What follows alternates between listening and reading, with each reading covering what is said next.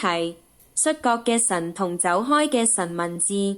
羅馬書9:13我愛雅各，但我憎恨以撒。親愛嘅，我哋喺呢度唔係處理緊感情，我哋唔係處理緊充斥住我哋現代世界嘅愛同憎恨嘅淺定義，我哋係處理緊從一開始就宣告末日嘅神。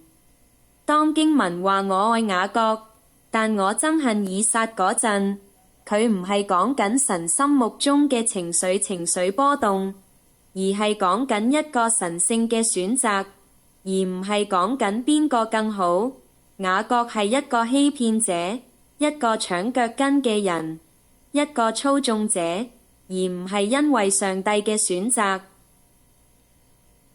而喺你話我唔信有個會叫人落地獄嘅神之前，你要明白呢一點，唔係因為神預知一個事件會發生，而係因為一個事件將會發生，所以神係喺時間同空間之外嘅，佢哋係佢嘅僕人，因為佢哋過去同未來都係存在嘅。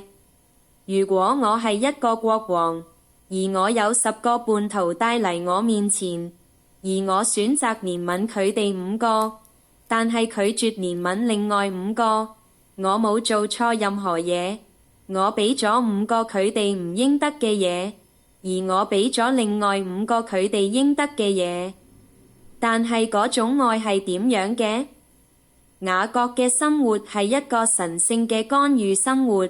The God of love came down and wrestled him. He wounded him, he touched his hip and dislocated it, and Jacob walked with a limp for the rest of his life, but that limp was love. That wound was mercy, that wrestling was grace, because God chastens those he loves. Whom the Lord loves, he disciplines. That is the love of God, not that he leaves you alone in sin.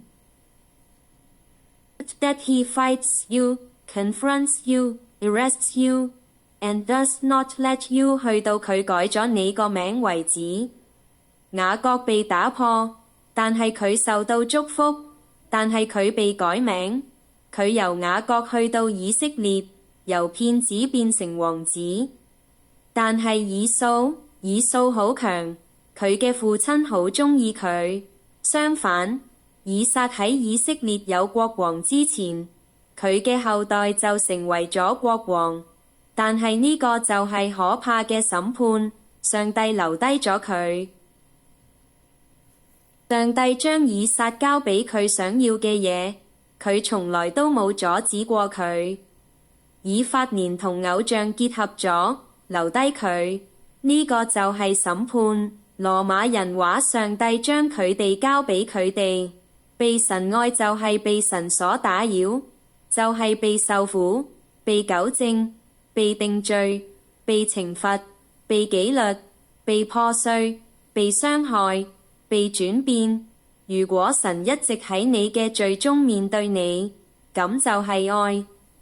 但如果你可以行喺罪中，而唔會感到悲傷，如果你可以鄙視你嘅長子權，亦都唔會感到信念，如果你可以將永恆換成一碗燉肉，然後安然地繼續前進，咁就係一個好可怕嘅地方。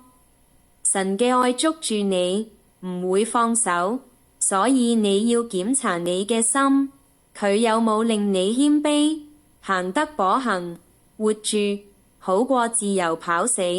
阿門。